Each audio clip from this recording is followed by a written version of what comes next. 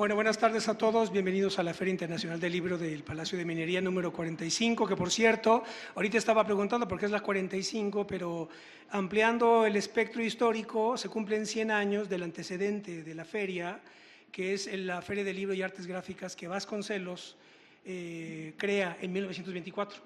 Entonces, bueno, en fin, pues también estamos celebrando y además ha sido una semana de libros. Ya varias veces hemos estado aquí. Y bueno, es un gusto saludarlos a todos y saludar también a quienes nos ven por redes sociales en esta presentación de un libro, la verdad, de gran interés, en primer lugar, porque forma parte de una colección que está inspirada en una idea de la secretaria general, Graciela Báez, a quien saludo ya, por cierto. La colección tiene el propósito de ofrecer textos de tipo divulgativo, de temas fundamentales que están vinculados principalmente con la actividad legislativa y parlamentaria, pero también con la actividad política, la actividad económica, etcétera, en el entendido de que en el Congreso pues, se refractan todos los problemas de la nación. Y entonces este libro, El Congreso de la Unión, Testigo y Protagonista Histórico, es uno de esos libros de esta colección de los que ahora la secretaria nos dará detalles. Y bueno, pues sin más le doy la palabra para comenzar el coloquio. Bienvenidos sean todos. Muy bien, pues primero que nada, muchas gracias a todas las personas que nos acompañan en una tarde de viernes complicada para llegar al centro histórico. Muchas gracias por estar aquí con nosotros. Muchas gracias al canal del Congreso, a su director que nos hizo favor de mandarnos las cámaras y a las personas que nos ven a través de las pantallas. Pues bueno, les diría primero que nada que agradezco también el trabajo del autor, que entendió muy bien lo que ya Ismael comentaba, ¿no? En el sentido de que hemos venido trabajando estos casi 6 años en una línea que tiene que ver con comunicarnos con la ciudadanía de manera institucional, en un lenguaje claro y sencillo, comunicar la importancia, la relevancia de esta institución fundamental de la República, que es el Congreso de la Unión, ¿no? Agradezco también el trabajo de mi equipo, de la Secretaría General y de los talleres gráficos por haber pues, hecho una muy buena labor para tener este libro en tiempo y forma. Pues agradezco mucho su trabajo. Y déjenme, bueno, empezar a platicarles brevemente, ¿no? La verdad es que el libro fluye ágilmente. En 2 tardes se lo leen, se trata solamente de 90 páginas, pero son 90 páginas que les van a dejar un sentimiento de esperanza, orgullo y optimismo sobre la importancia del Congreso, sobre la importancia del Congreso para la República y para nuestra gran nación. Y me explico por qué. Porque el Congreso de México, casi siempre cuando nos lo han explicado en términos históricos, la referencia siempre viene de las Cortes de Cádiz de 1810, ¿no? O donde, por cierto, en esas Cortes de Cádiz estuvieron representada la Nueva España, estuvieron representadas las colonias. Los primeros diputados mexicanos, propiamente, fueron diputados de las colonias de la Nueva España y fueron convocados precisamente por las Cortes de Cádiz ante la invasión napoleónica a España, ¿no? También el otro gran referente del Congreso mexicano es el Congreso norteamericano, por obvias razones, ¿no? Y que no solamente es un referente, sino un modelo a seguir. Y, por supuesto, la Revolución Francesa y sus grandes pensadores, los pensadores de la Ilustración, Rousseau y Montesquieu. Sin embargo, y a mí lo que me parece muy interesante, porque es como comienza el libro, es que estos grandes pensadores de la Ilustración, estas personas que déjenme hacer este paréntesis, hicieron, bueno, en ellos se inspiraron los que redactaron precisamente los derechos, leyeron Rousseau y Montesquieu. En su momento visitaron el Parlamento británico, lo estudiaron y leyeron lo que era el Parlamento británico y cómo estaba organizado. Y obviamente sintieron envidia, ¿no? Los franceses sintieron envidia de los ingleses, cosa que no me extraña, ¿verdad? Hay siempre esta competencia entre esas dos grandes potencias.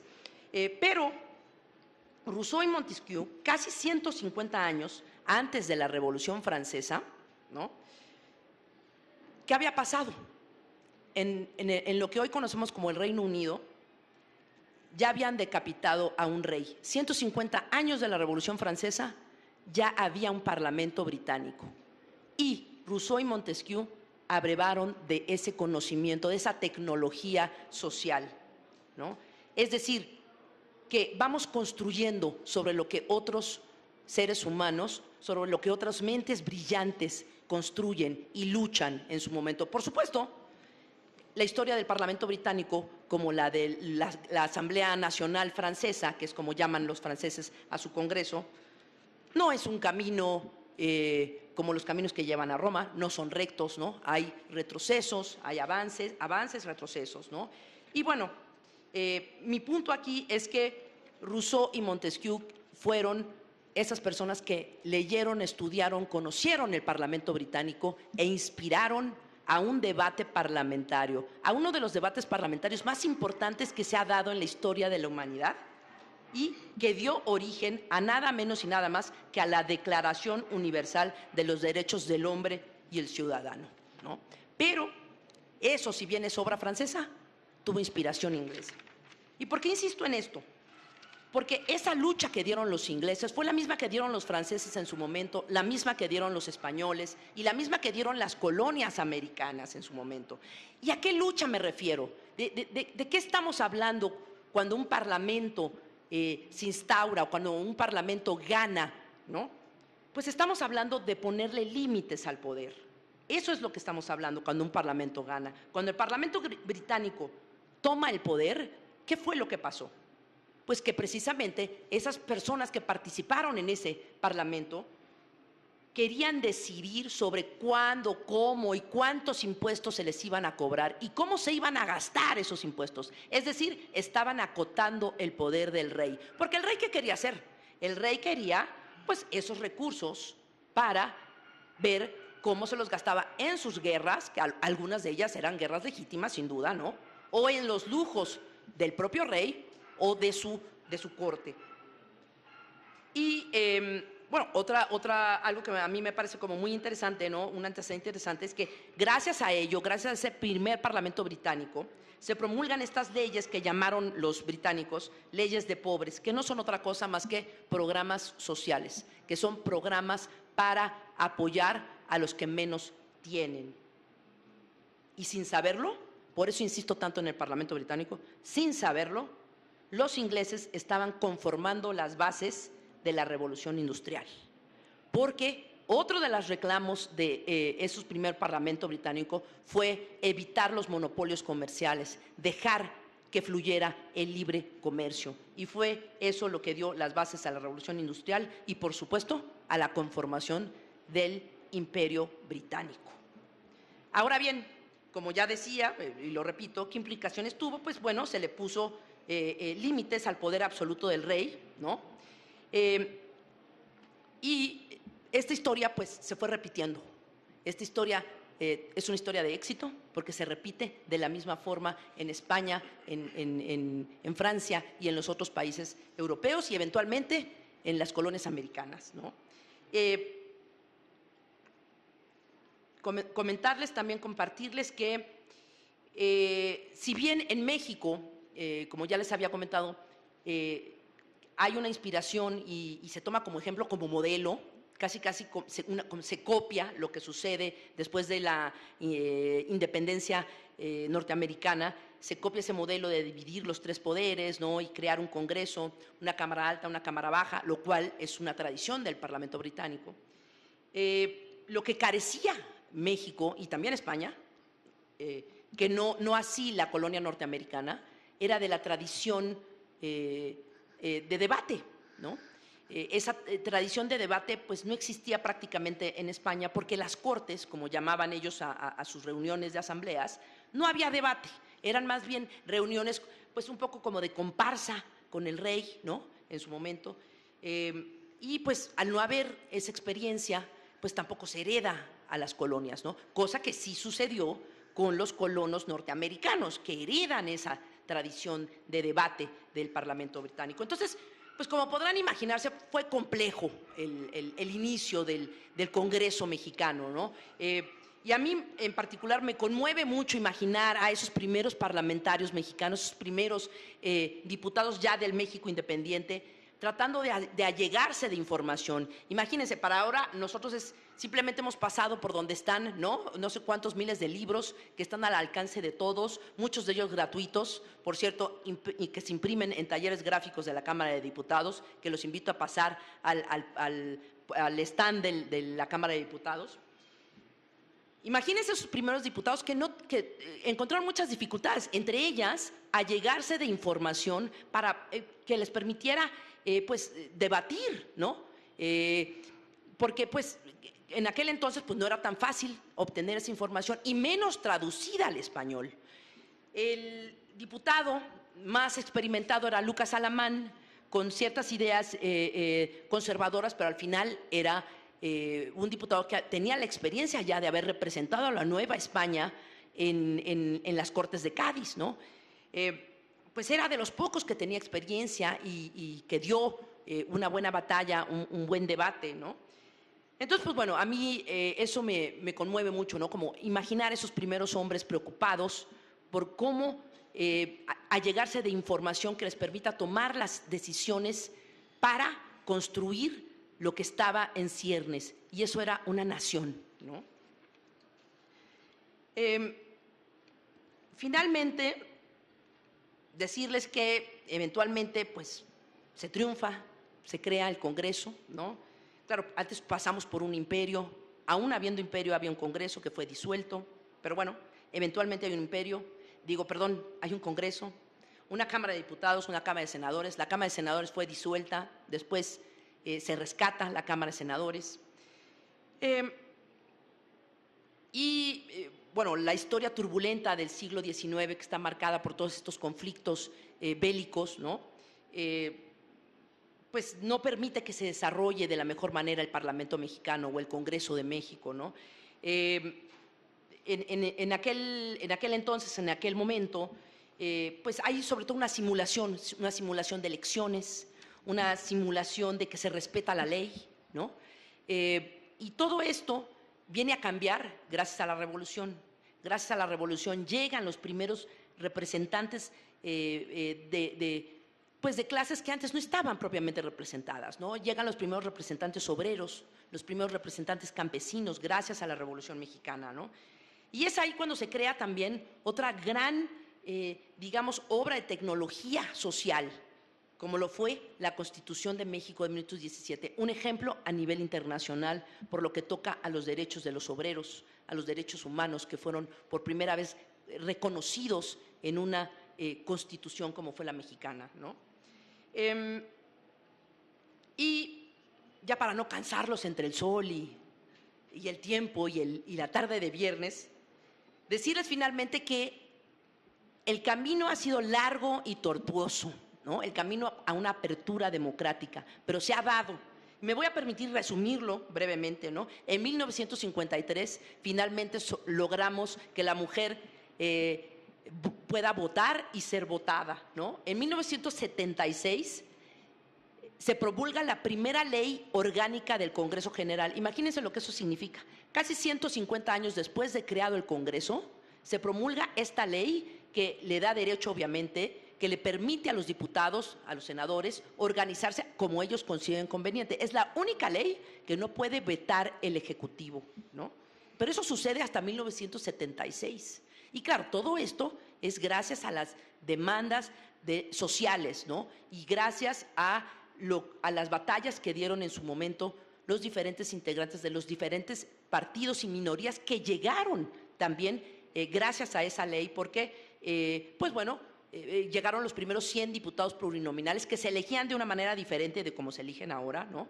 Pero eso permitió la apertura democrática y la llegada de algunas minorías. En 1988 pierde la mayoría calificada el PRI. Esto permitió al interior de la Cámara de Diputados que se crearan grupos de asesores, sobre todo en los partidos de oposición, porque esos partidos de oposición necesitaban pues bueno, personal, especialistas, técnicos, que pudieran explicarles en qué consistía lo que se iba a votar, ¿no? Antes, pues bueno, los diputados y los legisladores priistas tenían, digamos, derecho de picaporte, en el que podían fácilmente acceder al Ejecutivo que les explicara lo que estaba sucediendo. No así los grupos de oposición. Por eso es que los primeros cuerpos de asesores se crean en los partidos de oposición, ¿no? En el 97, pues pierde la mayoría el PRI, y en esa legislatura, que es la famosa legislatura 57, que va del 97 al 2000, se reforma 22 años después de promulgada la Ley Orgánica del Congreso General, se reforma esa ley y se crea la Junta de Coordinación Política. Otro hito histórico, porque antes de la Junta de Coordinación Política estaba la Gran Comisión. En la Gran Comisión participaban solamente diputados del PRI. Ellos decidían qué se votaba en el Pleno. Los otros partidos que tenían representación no tenían ni voz ni voto. Al reformarse la Ley Orgánica del Congreso General en el 99 y aparecer la Junta de Coordinación Política, ahí se vuelve más horizontal la Cámara.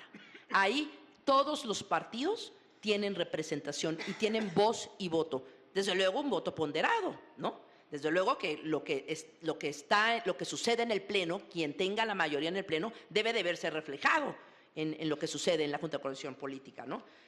Se crea la Secretaría General, se crean los centros de estudio, que son un pilar fundamental para darle información a los legisladores sobre cómo legislar, no sobre cómo legislar, más bien sobre cómo tomar decisiones para poder legislar. Y en el 2014 se reforma la Constitución para hacer posible la reelección consecutiva. Y llegan también representantes de minorías afrodescendientes, pueblos indígenas, personas con discapacidades, la comunidad LGTB y más, ¿no? Como les decía, el proceso ha sido largo y hasta cierto punto tortuoso, en el sentido de que hay avances y luego retrocesos, pero así es la historia, ¿no? La historia toma décadas, toma siglos, los procesos históricos son largos, ¿no? Y aún así, me parece que podemos sentirnos orgullosos por las batallas que han dado hombres y mujeres de diferentes grupos políticos, porque todo ello ha sido en beneficio de la nación, todo ello ha sido en beneficio de que tengamos hoy día un parlamento, un congreso más sólido, un congreso donde están representadas todas las fuerzas políticas presentes en el país, donde están representadas las minorías, ¿no? Falta mucho por hacer.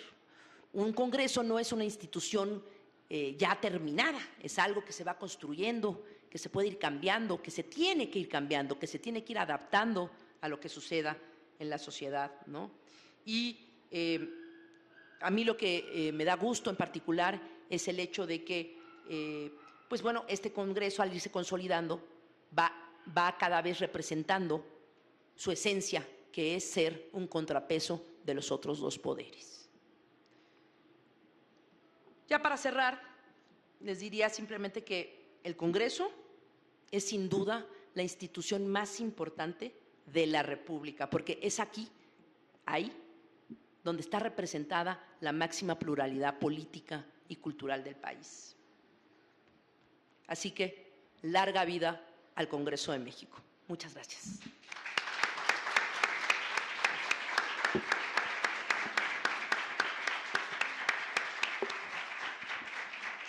Muchas gracias, secretaria, por su interesante intervención. A mí lo que, en primer lugar, decir que la circunstancia tan peculiar que nos reúne, ¿verdad? Los ruidos que se escuchan, etcétera, me recuerda aquello que decía José Carlos Mariátegui, el gran marxista peruano, el fundador del Partido Comunista Peruano, cuando decía que la política es la trama de la historia.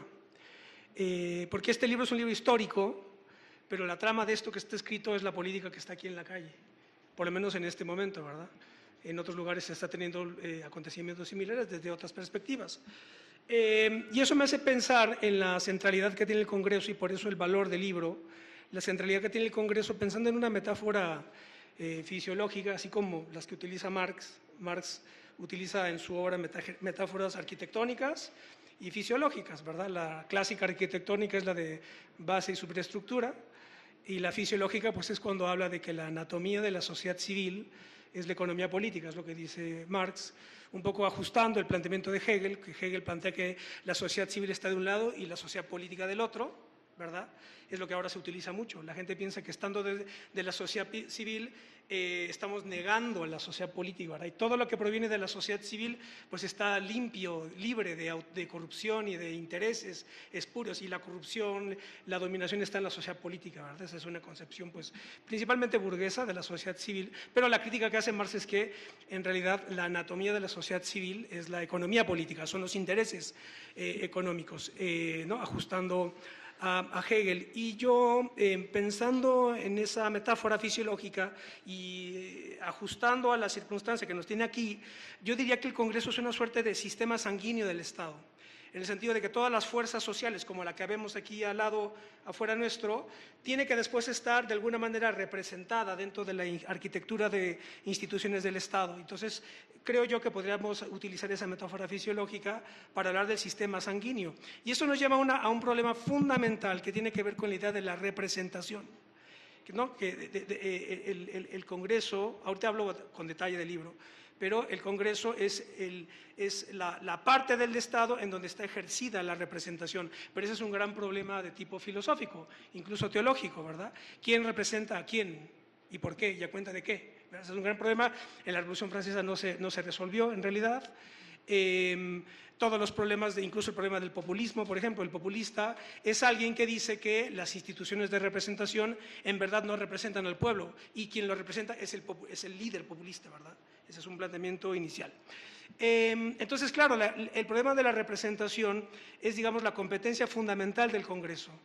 El autor hace un planteamiento muy interesante con una contextualización histórica al identificar el contexto inglés, la Revolución Inglesa del siglo XVII, como el momento, precisamente como lo señala la secretaria, el momento en el que el Parlamento le arrebata la atribución al rey para manejar los impuestos, ¿verdad? Y de ahí la consigna de la Revolución Norteamericana, no taxation without representation, ¿verdad? La clásica, ¿verdad?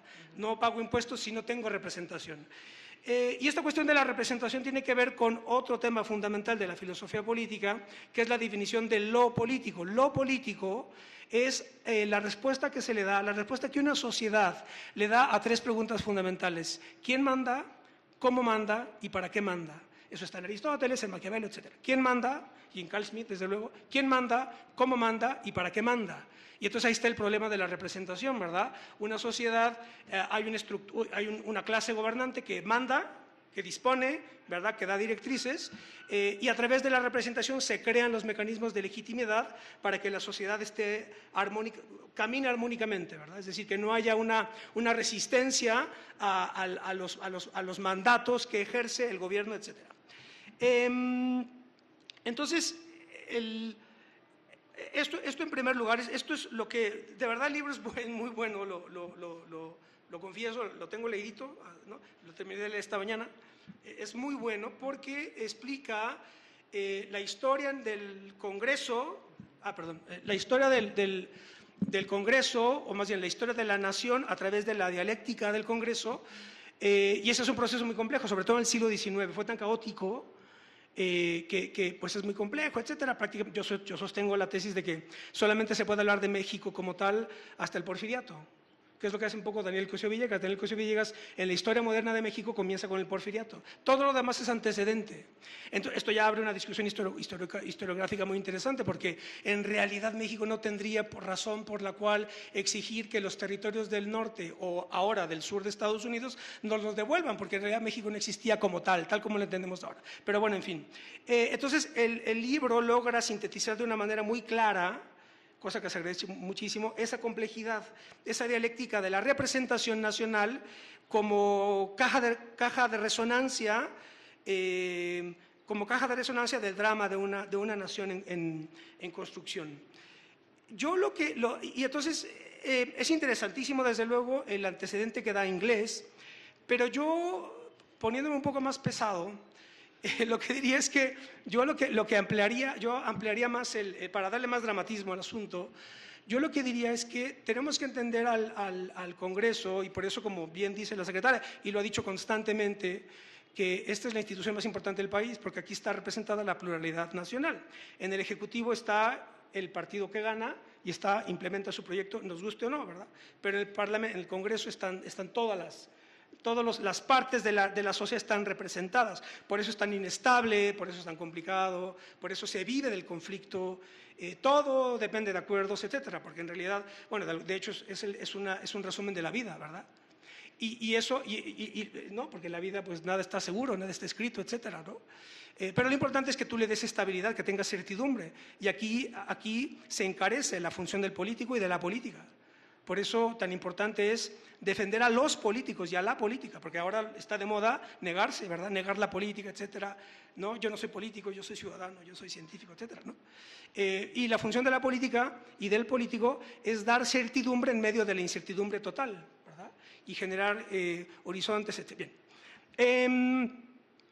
Entonces, decía yo, para ampliar, darle más dramatismo al asunto, yo creo que lo que sirve, lo que puede explicar el interés que tiene esta historia de 2 siglos, desde, digamos así, el Congreso de Chilpancingo al día de hoy, al servicio de carrera implantado en la Cámara de Diputados, yo desplazaría hacia un momento fundamental a principios del siglo XVI para explicar un arco histórico que nos permite comprender la relevancia de lo que estamos hablando, que es, ahí les va, que es la creación del Cabildo del Ayuntamiento de Veracruz por Hernán Cortés en 1519. Es decir, es desde ahí hasta ahora en donde todas las partes, bueno, se busca que todos los grupos de la sociedad estén efectivamente representadas. ¿Por qué? Porque lo que ocurrió en 1519, cuando Cortés crea el primer ayuntamiento del continente, que es Veracruz, ¿sí? Él ejecutó lo que yo denominaría, yo leyendo, no es nada más mío, ¿verdad?, de mi cosecha, pero bueno, leyendo algunos otros autores, principalmente a los teóricos de la escuela de Cambridge, a John Pocock, en este texto fundamental que se llama El momento maquiavélico. Yo me acuerdo que una vez Salinas de Gortari en una entrevista le dijo a la entrevistadora, sí, es que estamos ante un momento maquiavélico. Y la gente dijo, no, ya algo malo va a pasar, algo malo va a hacer este señor, ¿verdad? Claro, es que no leyeron el libro de Pocock, porque el momento maquiavélico, según este historiador inglés, es aquel momento en el que la legitimación, los procesos de legitimación, comenzaron a dejar de estar fundamentados en la teología. Y entonces las sociedades comenzaron a legitimarse desde sí mismas, ¿verdad? Y hay una suerte ahí como un desplazamiento del cielo a la tierra, digámoslo así, ¿verdad? Entonces, claro, eso yo lo denomino estructuración fundante. Estructuración fundante, es decir, cuando llegan los españoles, estructuran las cosas y fundan un orden determinado. Y es lo que pasa en Veracruz. Porque llega Cortés y dice, a ver, yo aquí no vengo y voy a hacer lo que me dé la gana. No, señor, tengo que legitimar, tengo que generar un consenso, una legitimación. Y entonces, ¿qué es lo que hace? Crea un cabildo, pone a 2 alcaldes, Montejo y Portocarrero, y luego ellos lo nombran capitán general y justicia mayor. Y entonces ahí empieza la historia del derecho, en México, ¿verdad? Y de ahí a todo lo que ahora podemos nosotros plantear en función del despliegue de las instituciones jurídicas, de los mecanismos de representación, etcétera. Pero claro, en 1519 solamente estaban representándose ellos mismos, pero no había nación como tal, ¿verdad? Ese es el asunto. La nación efectivamente comienza, aquí midiendo el tiempo, sí. La nación comienza efectivamente claro, entonces viene ese proceso de estructuración. La historia, desde esta perspectiva, la historia puede entenderse como una dialéctica de estructuraciones e insubordinaciones, ¿verdad? Porque luego lo que ocurre es que Nueva España se insubordina. Cuando Napoleón invade España, dicen aquí, este es el momento, ¿no? Y se insubordina. Y entonces ahí tiene lugar lo que yo denomino, bueno, junto con Marcelo Gullo, un historiador muy importante que hay que leer, la insubordinación fundante. Te insubordinas, niegas un orden determinado y fundas otro orden. Pero claro, el orden que se crea en Chilpancingo, fundamentalmente, como a mí me gusta llamarle, yo le llamo la tendencia de Chilpancingo, que en realidad es Zitácuaro, Chilpancingo, Apatzingán, ¿verdad? La Constitución de Apatzingán, ¿sí? La primera Constitución de 1814, que en realidad no tiene gran vigencia, sino que la primera gran Constitución es la de 1824. Pero entonces, claro, esa insubordinación fundante no hubiera sido posible sin que haya tenido en primer lugar la estructuración fundante, me explico, ¿verdad? Es decir, primero se da una estructura jurídica, filosófica incluso, claro, filosófica, y política e ideológica, porque no se puede entender la independencia nacional sin la formación que tienen los curas, Miguel Hidalgo, Morelos, etcétera, dentro de estudiando teología con los jesuitas. Eso es fundamental. Aquí los jesuitas son fundamentales, porque ellos son los que, en realidad, en la historia de la filosofía, son los que le abren paso a la modernidad filosófica, y por eso los curas son los que encabezan la independencia. Entonces, es lo que yo hubiera añadido, digámoslo así. No era necesario, pero yo aquí lo hago para ampliar el contexto y darle más dramatismo, digámoslo así, al libro, que encarezco muchísimo. Me parece muy acertado y muy bien logrado lo que hace. Tiene 4 secciones fundamentales. Cómo llegaron los primeros representantes populares, que es donde explica el contexto moderno, digámoslo así, inglés. Luego la larga marcha de la representación en México, que es ya toda la historia de los congresos durante el siglo XIX. Hay que entender, y la siguiente parte se llama el Congreso como escenario de la pluralidad nacional, que es prácticamente el siglo XX, ¿no? O sea, es así, en el siglo XIX, el Congreso, la larga marcha de la representación en México; siglo XX, el Congreso como escenario de la pluralidad social; y el Congreso en acción, pues ya una reflexión final sobre lo que está ocurriendo en la actualidad a partir fundamentalmente de la década de los 90 del siglo pasado. Hay que entender que el siglo XIX fue una historia política hecha a partir de élites. No había una participación masiva, por lo menos consciente, del pueblo, digámoslo así, porque ese pueblo estaba construyéndose, estaba en construcción. Entonces el siglo XIX fue una dialéctica de élites, unas liberales y otras conservadoras, ¿verdad? José María Luis Mora, santo patrón del Partido Liberal; Lucas Alamán, santo patrón y luego ahí los caudillos, Santana, etcétera; Juárez, desde luego, Porfirio Díaz, etcétera. Y entonces el interés del libro es que esa historia política de caudillos, élites, partidos y después, desde luego, las masas, que es lo que ocurre entre el porfiriato y el principio del siglo XX, por la revolución industrial, ¿verdad? La revolución industrial y ese proceso de industrialización, pues es lo que arrastra del campo a la ciudad a la gente. Y ahí se van generando masas industrializadas que entran al proceso productivo. Aparecen los sindicatos, aparecen los anarquistas, los socialistas, los marxistas, etcétera. Las grandes alternativas ideológicas que ocurrieron en el siglo XX, que después necesitan ser representadas en el Congreso. Y entonces el interés del libro es que a partir de los diseños institucionales que va teniendo el Congreso y los mecanismos electorales, que si representación proporcional, etcétera, lista cerrada, los diputados de partido, todos esos mecanismos, a veces un poco áridos cuando tú lees cuestiones de derecho electoral, es muy interesante porque a partir de esa historia te va explicando el drama histórico de México, para llegar al final al Congreso tal como lo entendemos ahora, que creo que está claro para todos que el protagonismo de la Cámara, del Congreso de la Unión en general, de la Cámara de Diputados en particular, ha sido fundamental, lo va a ser, lo va a seguir siendo, y por tanto, pues yo celebro ampliamente la iniciativa de la secretaria por haber preparado este libro, y pues ojalá que llegue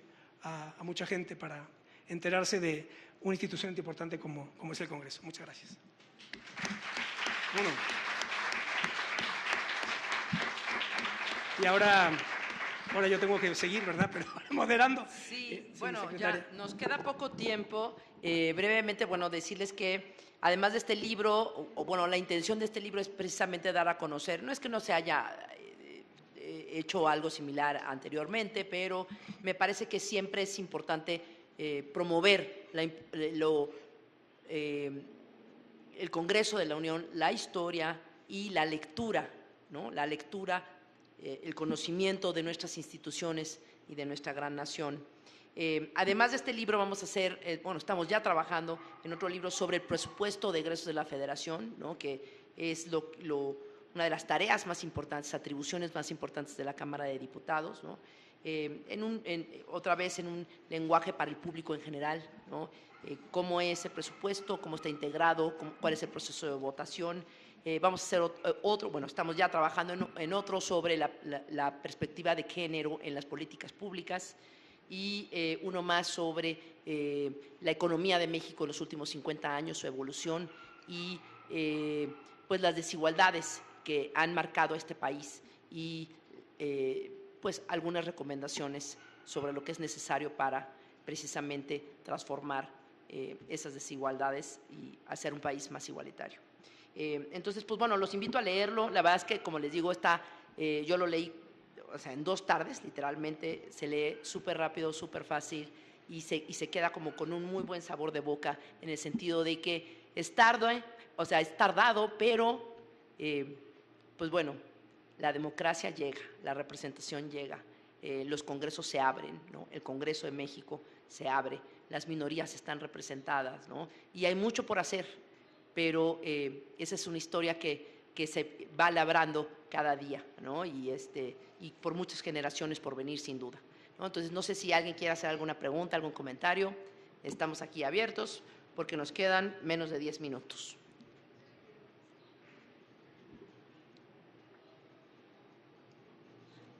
Por favor.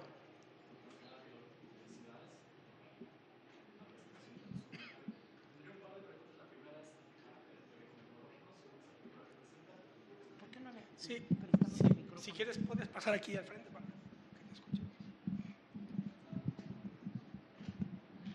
Bueno, repetía las felicitaciones y la pregunta esencial es la de carácter teórico-metodológico. En este libro, ¿cuáles serían esos referentes teóricos para tratar de estructurar una historiografía parlamentaria de acuerdo con el planteamiento? Ese es por un lado. En otro momento, ¿cuáles serían los aportes de México respecto del Congreso británico a partir de la polemología?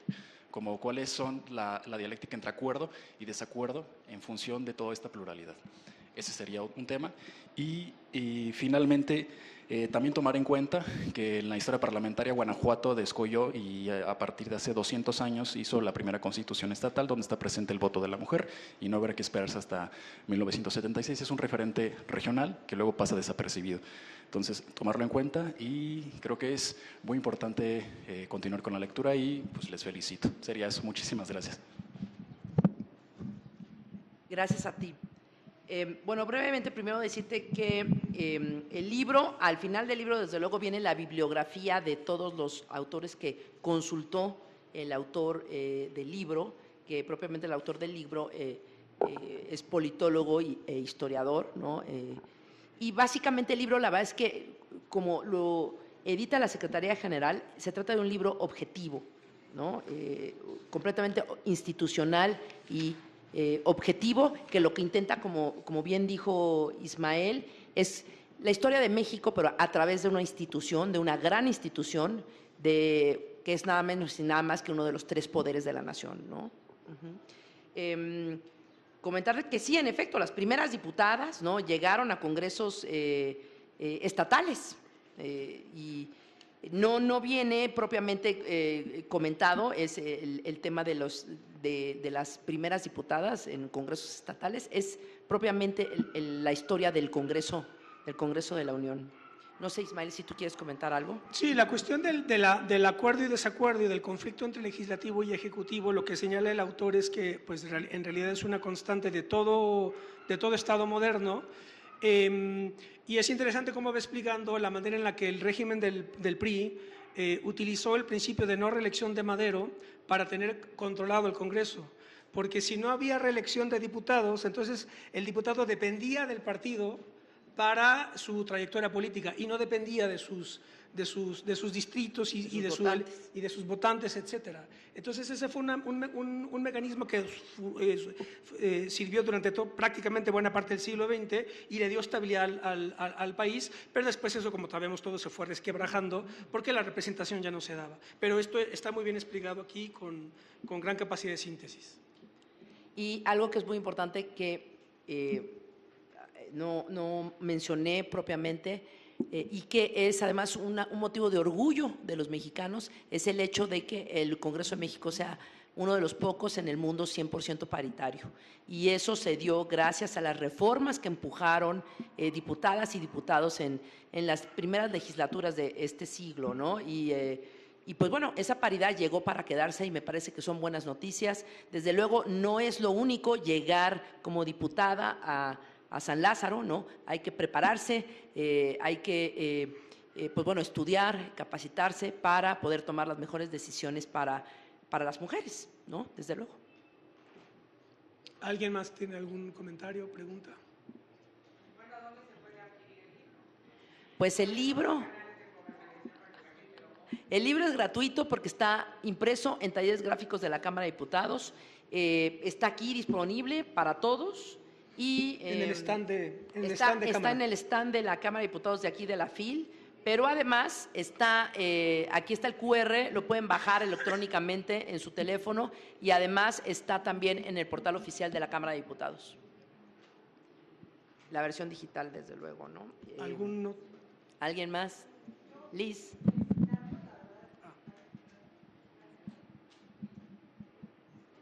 Yo la verdad felicitarlos.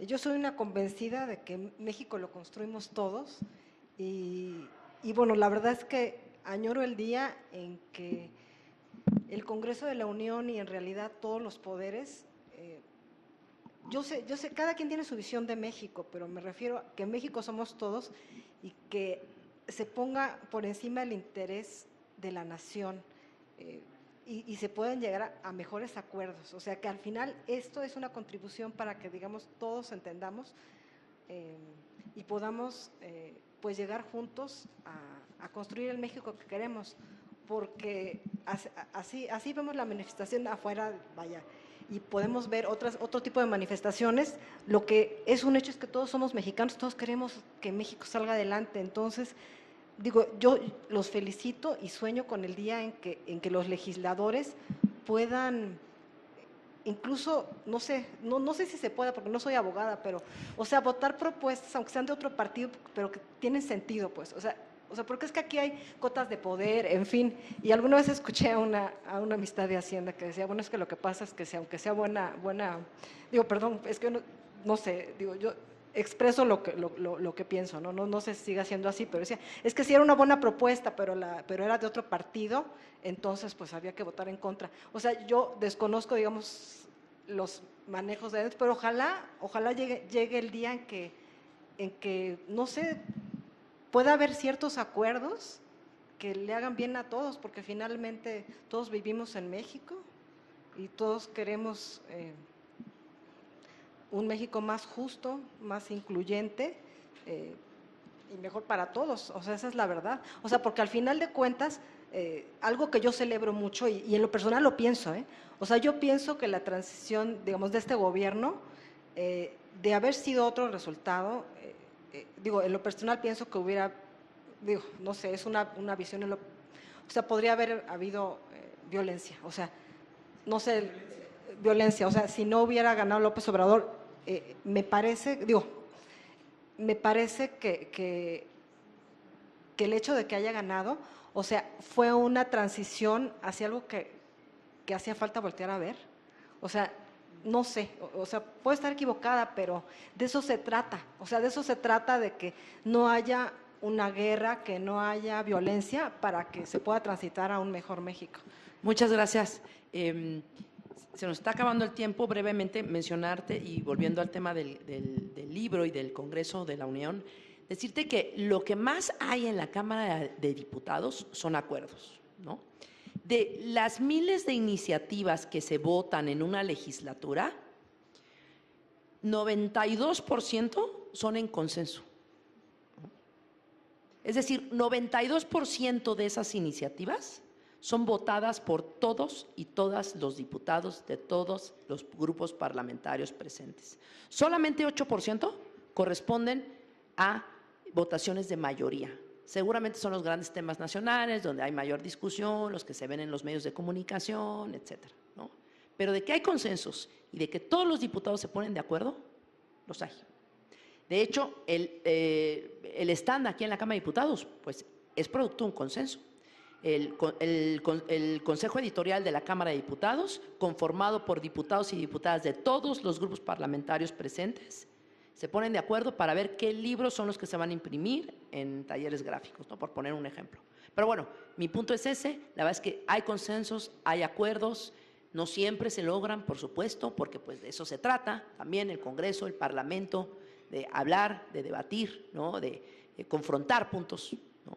Pero los hay. Y los hay mucho más seguido de lo que nos podemos imaginar, ¿no? Por supuesto, los grandes temas nacionales, no necesariamente, pero hay consensos, hay consensos. No sé, ¿alguien más quiere comentar algo? Ah, no, bueno, yo suelo decir que siempre suelo recordar que ha habido 3 guerras civiles para que exista esta institución, el Congreso. Administración ha habido siempre, pero no siempre ha habido Congreso ni representación nacional. Y para que eso exista, para que estemos aquí tan tranquilos hablando, ha habido 3 guerras civiles. Entonces, por eso tiene tanta solemnidad para mí trabajar en Cámara de Diputados y en el Congreso. Es de alta responsabilidad para mí. Así que bueno, es lo que yo diría. Muy bien, ¿alguien más? ¿Algún comentario? Muy bien, pues muchas gracias a todos por acompañarnos, ¿eh?